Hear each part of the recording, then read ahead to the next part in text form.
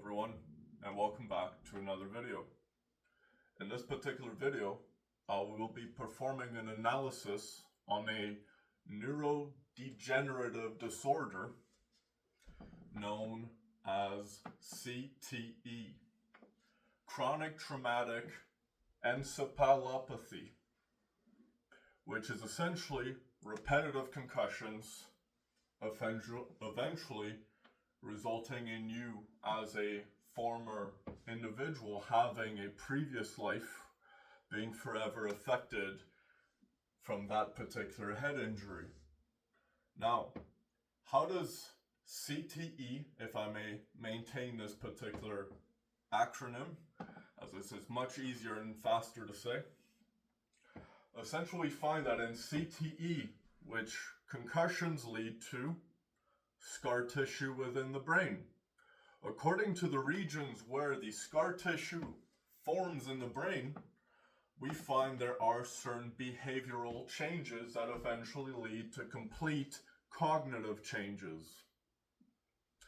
In this particular neurodegenerative disease, we find that athletes who have played football, hockey, contact sports of fighting arts, all sorts of athletes, or even an individual who has simply suffered an accident resulting in a permanently life-changing injury, which can simply occur even after one concussion.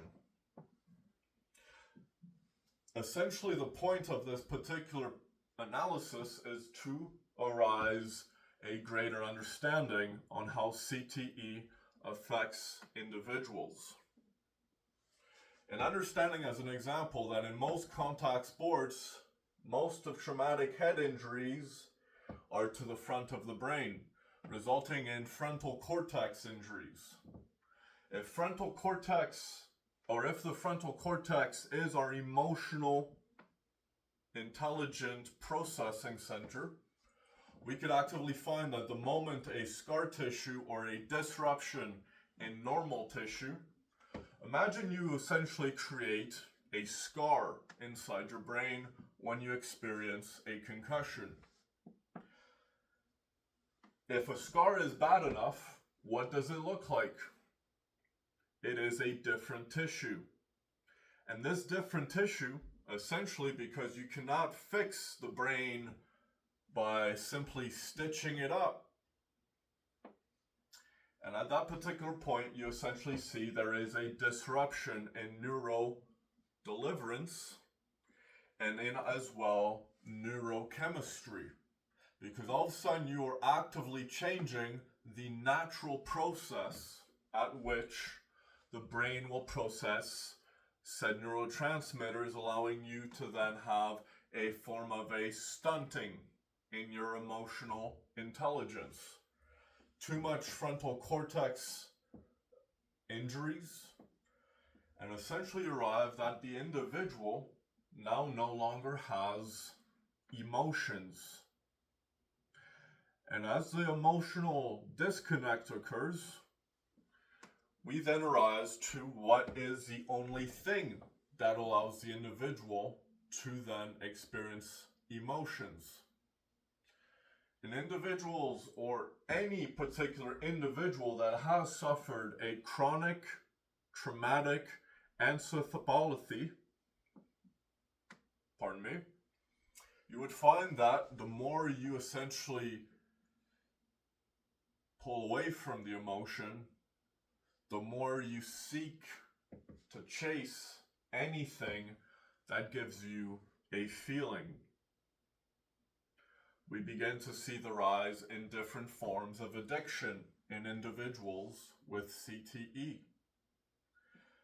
Now let me place this particular analysis for you, because you see CTE results in not just a physical scar as an effect caused by a physical scar, but you can actively see that traumatic, emotional, and as well traumatic experiences resulting in mental pain result in a potential scar within this particular brain.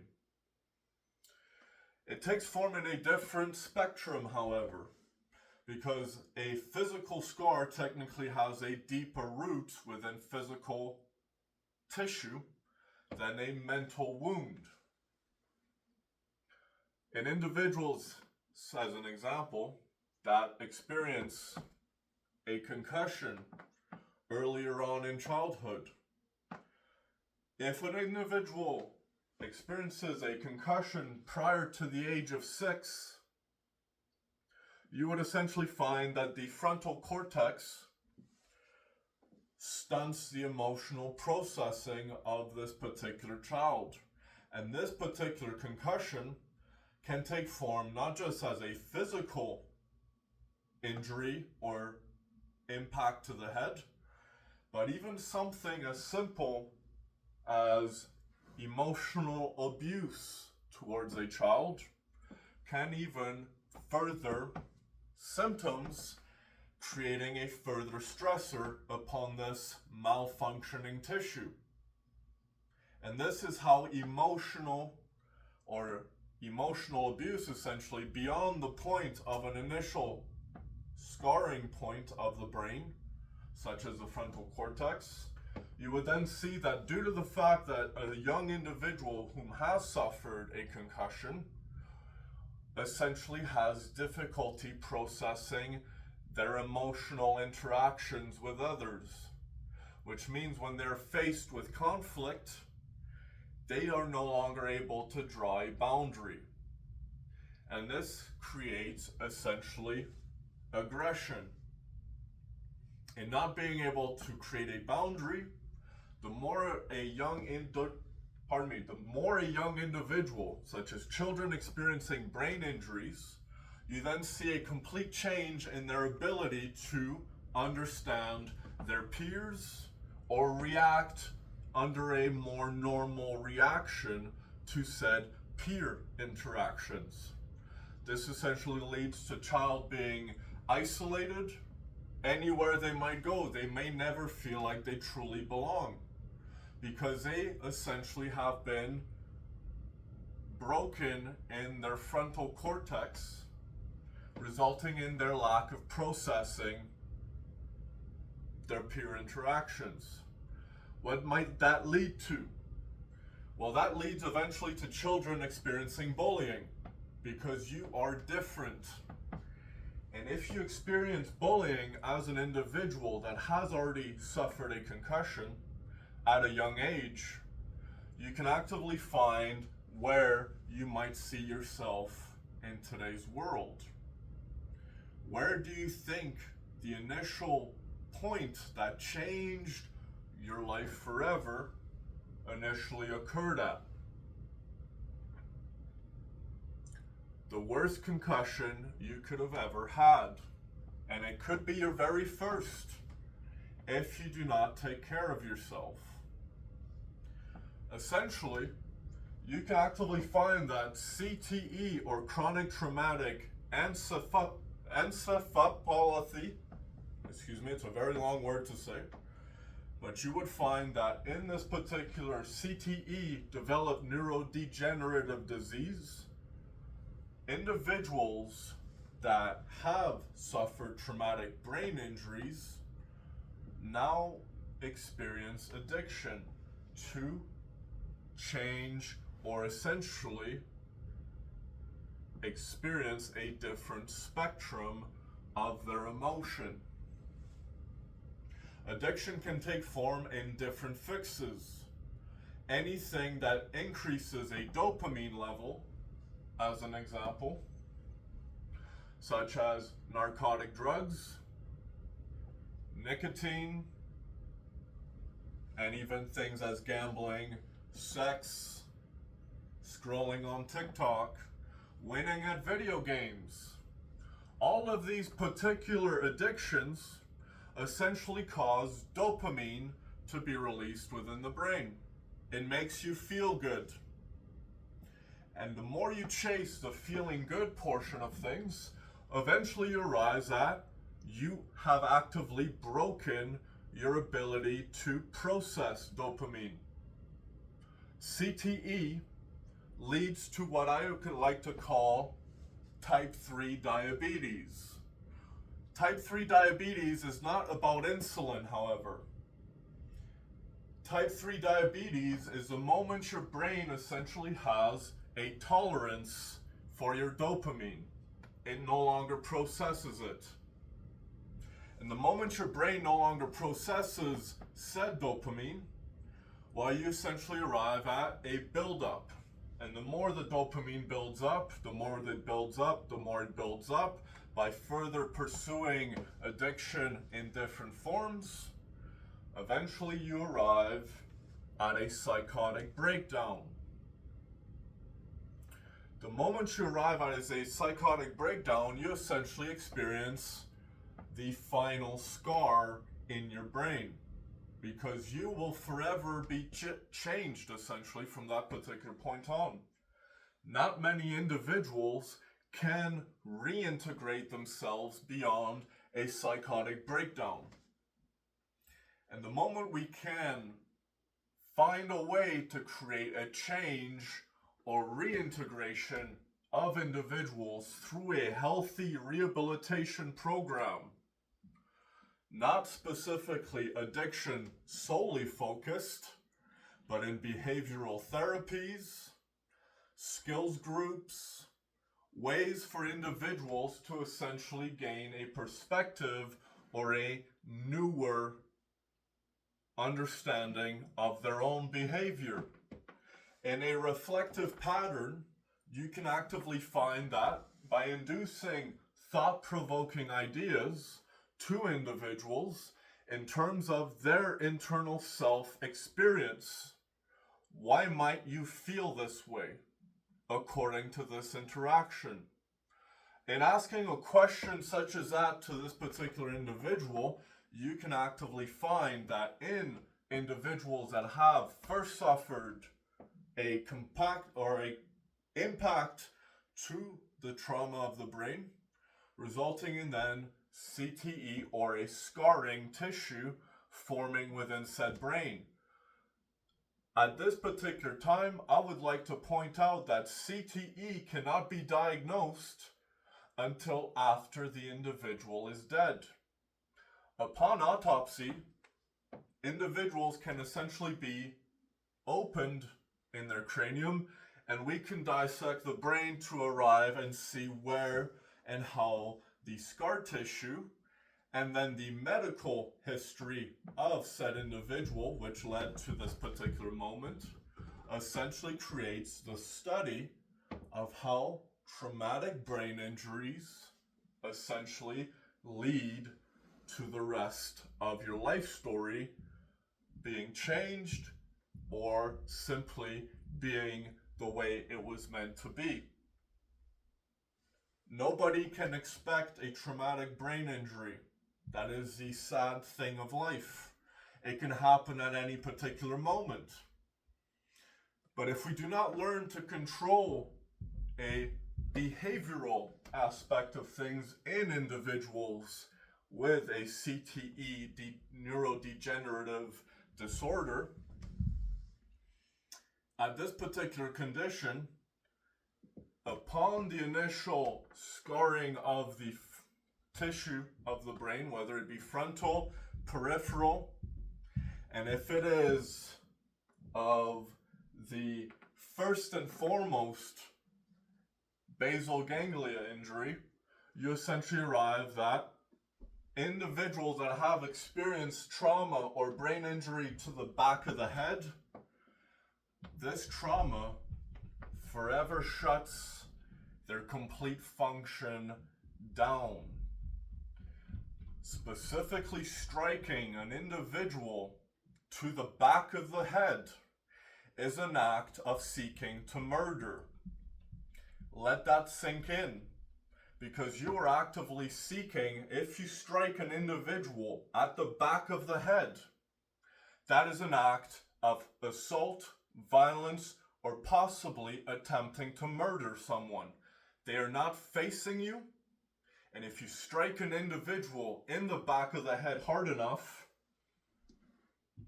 you could actively turn them into a vegetable for the rest of their life.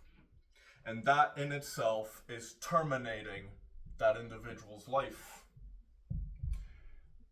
In particular analysis now that I've placed this particular, you could say, fear or a new rule of sorts, which is if an individual specifically strikes another to the back of the head in any particular exchange, whether it be of a legal sporting exchange or of a assault nature, any particular blow directed at the back of an individual's brain, to the back of their cranium, is an act of seeking to terminate a person's life. Now, that might change the way we look at street fights all of a sudden. Some people might say, let's make a lot of brain injuries in people, and some will say we need to control this particular problem because this violence in society is as a result specifically in individuals that have CTE. In individuals that have experienced a traumatic brain injury, you find a rise in aggression, a rise in their instability, their rise in inability to say, you could say, proper social interactions. They kind of don't necessarily process the outside environment properly. They have a scar in their brain. Now, the beauty that I'm about to introduce is in the act of psychotherapy.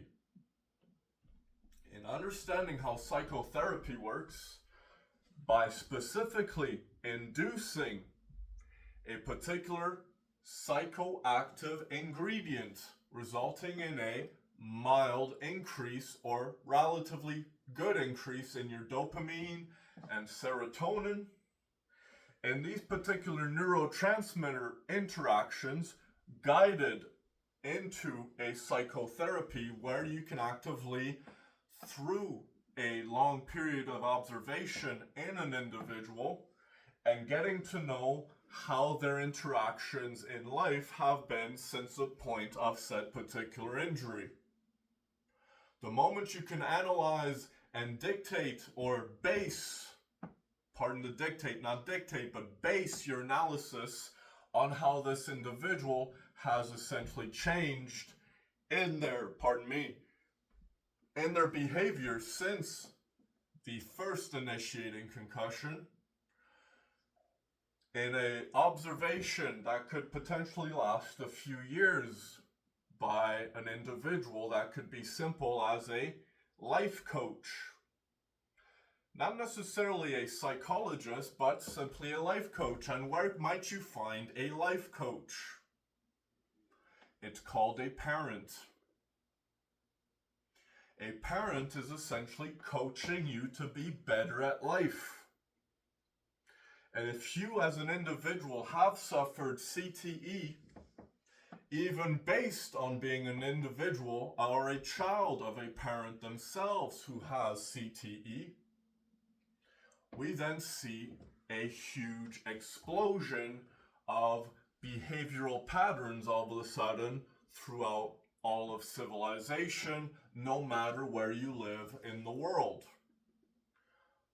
The point I'm trying to drive here is CTE, if you may look at the way it affects and do some research, I would invite you to look up Chronic Traumatic Encephalopathy, or CTE. And at that particular part, you might scroll down, you might find a few particular things that arise a question. Where is mental illness truly driven from? If you're to look at the signs of behavioral changes that are caused by CTE, you can actively find exact symptoms of other more serious mental illnesses that are essentially a byproduct of CTE developing into an early stage dementia. The moment an early stage dementia occurs in an individual, you might find symptoms such as schizophrenia, bipolarism, BPD, borderline personality disorder. And in this particular case, it is not that these individuals essentially have irregular emotions. They do not control their emotional cortex, because the fact I'm placing here, upon my personal observation as an individual that I have been my own research with, in my own reflections, I have found essentially that upon experiencing the worst concussion I ever had in my life, arose the moment my life changed forever. Now you might say, well, I sound pretty good for an individual with CTE. It's been 12 years. I've had a long time to come back from it. My last concussion was 12 years ago. For 5 of those years, I couldn't speak to anybody. I didn't know how. Any person I approached, I didn't know how to start a conversation. And to this day, I still struggle with approaching a person and simply starting a conversation. Because the rehabilitation of concussions, is the point I'm trying to make, takes an extremely long time. And a long time in life can lead to a long time of pain and suffering if you essentially no longer connect with your peers. It becomes a rather lonely experience. And once you achieve a lonely experience, well, why are you lonely? Because you do not behave normally as others. You have a scar or multiple scars within your brain. And we need to essentially create a way to heal said scar tissue. In a certain practice known as osteopathy, which is adjusting lymphatic systems and different other processes of affected by the lymphatic system, you can actively find that an osteopathic practitioner can, if they are trained in performing this particular, you could say, adjustment, an osteopathic practitioner may actively find a way to adjust the lymphatic system of that which releases the neurotransmitters, and on and on and on. And these particular systems, you might say, that sounds like the nervous system. What do you think tells the nervous system, or the nervous system tells the other system? Because it's a constant correlation. And if you can adjust one system, you can actively create an adjustment or a stimulus resulting in the other system being given an adjustment. And through this particular osteopathic practice, individuals, even guided, because there's different ways to treat CTE. You can actively treat CTE by inducing a mild psychotherapy for a few hours over periods of time after essentially having been analyzed in your behavioral responses from which you can be given a microdosed treatment. This is known as an antipsychotic treatment. Antipsychotic treatments, of all medications antipsychotic related, are essentially a psychoactive drug. They affect your mind. And these psychoactive drugs are essentially trying to create an adjustment. A previous way to create this adjustment was known as the lobotomy, which to this day we perform in order to essentially separate the scarring system if an individual has too much trauma or scars in their frontal cortex. To fix an CTE, we would perform an ECT, electroconvulsive therapy, which an electroconvulsive therapy is essentially an electric lobotomy. It creates a separation of the frontal cortex, which technically, if the frontal cortex is now separated from the rest of the brain, it is no longer relaying messages to the rest of the brain. And the thesis psychiatry believes is that if you essentially separate where the scars are, or amputate where the scars are, you can actively create a new change in neural activity and neurochemistry. The problem with this particular procedure is it works very poorly. Imagine being cut in half in your brain, specifically at the part where you feel and process your emotions. What might that cause? A hollow shell. You do not have emotions anymore after you experience an electroconvulsive therapy. It is a modern day lobotomy. Now back to the way we can treat things. Pardon for taking the dark turn in that one. Don't necessarily process emotions myself all that well after 12 years. But I'm actively changing that every single day. The road to mental health does not change overnight. It is an ongoing practice, which means essentially if you have suffered too many scars in your frontal, peripheral, or even basal ganglia, you actively see your life is forever changed. The spectrum at which these particular traumatic scars take form in their placements in the brain, because essentially if the initial is surface level trauma to the essential outer layer of the brain, the concussion is relatively mild. It only affected a small portion of the brain, resulting in a mild inflammation of the cerebral fluid.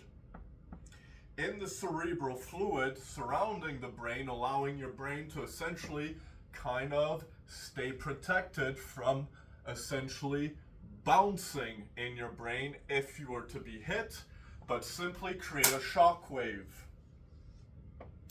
This shock wave changes or scars the brain, as the brain is essentially just fatty tissue and water. And this fatty tissue and water is very soft in nature, which if you create a strong enough shock or shock wave resulting in an impact or trauma to the head, caused by a trauma or impact to the head, this creates a shock wave. It rattles your brain. And if your brain is a very soft structure, especially if you are in your developmental years, such as a child, your brain is not finished developing as an individual until you are 25 years of age. Which begs the question, in our society, should drugs and alcohol be legal before the age of 25 if it actively changes the way that an individual's brain develops? Because I can actively create another concussion-like symptom in the brain simply by hitting myself hard enough with a substance. The more you essentially dive into harder and harder and harder drugs, even something as simple as marijuana, in your developmental years, create a shift. And this shift essentially creates a mild scar, which the mild scar, the more you continuously stimulate this particular shift, the mild scar essentially creates a different structure within the development of your brain, resulting in you yourself, if you utilize substances that are psychoactive in nature, even alcohol. The moment you essentially induce a particular substance that alters your brain neurochemistry, if it is a potent enough change and over drastic periods of time or exposure, you can actively find that the brain structure creates a scar. It creates a change line. And this is how personalities develop. According to the way the brain itself changes its essential molecular process of formulating itself surrounding what the mind experiences. So, what the mind experiences? Well, let's dive into that. What is the mind? It is your internal experience. Now notice if I raise my voice a little bit, you feel fear, and that fear feels like it sinks to your chest. But the moment you remain calm, you feel your energy kind of climb back up to your brain. This is what is known as a chakric energy. In chakric energy, you find different emotions attached to different energetic points in the body. But specifically focusing on the brain now, what do you think happens if at the brain level, where you specifically channel your emotions or your thought process? There's an echo in there.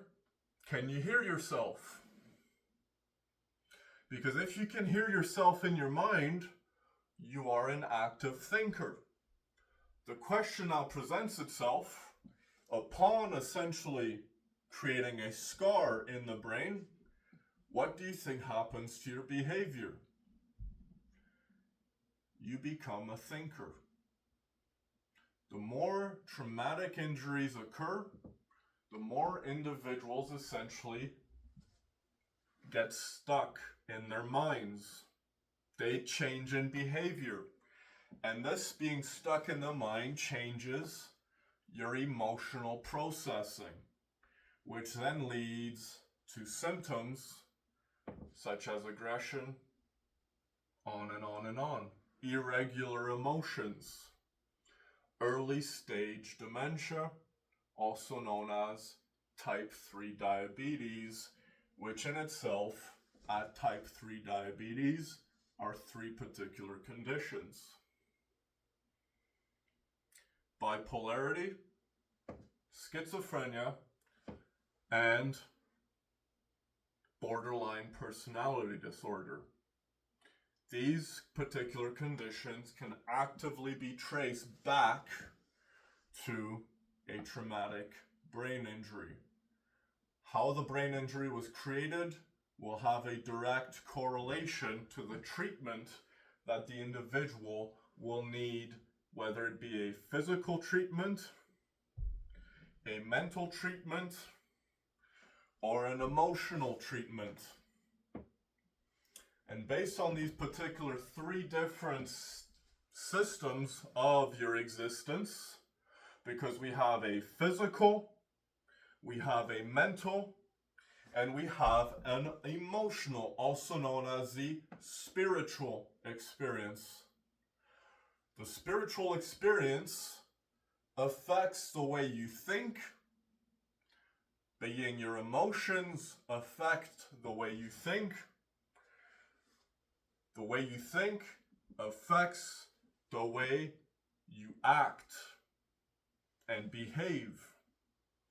And if we can actively get and change different particular portions of it all and put it all in a sweet little crock pot, well, you can actively find the sweet old cooking, the good old meat. Meat diets itself create a healing in the brain. And I may place this theory now, and I am being very careful and not particularly spreading false information here, but specifically hear me out. In understanding how meat diet functions, what are the two primary ingredients of meat?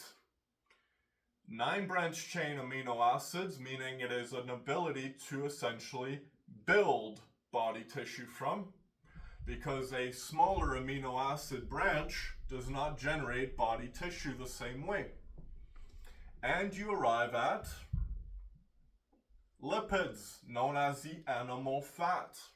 Now let's dive into the actual ingredients of said meat. You see, if in understanding that you yourself are made of a living flesh, which this living flesh contains certain ingredients that which a plant-based diet does not necessarily fulfill the same way it would affect your brain. Do brains have neurotransmitters? Yes. Does a plant have neurotransmitters? No. So if a plant does not have neurotransmitters, where might I create an outside source of neurotransmitters? While people would argue that neurotransmitters are only present within the brain, but that is false. It travels through your bloodstream, which your bloodstream affects and transfers all systems by specifically creating the exchanging port from. Everything travels in the blood.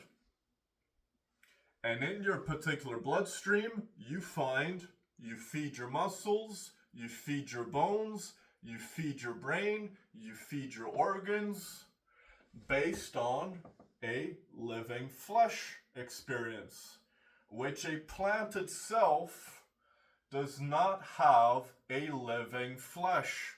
It is a living plant flesh, not a living animal flesh such as yourself. The question now arises at the morality. At which rate are you willing to say, I need to heal? That animal will essentially give me my healing. This is where you also see a spiritual aspect.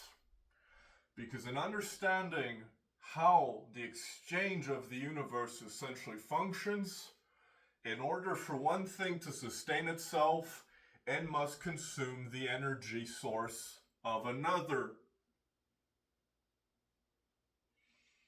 Whether it be of a different form, the ultimate morality is the question itself.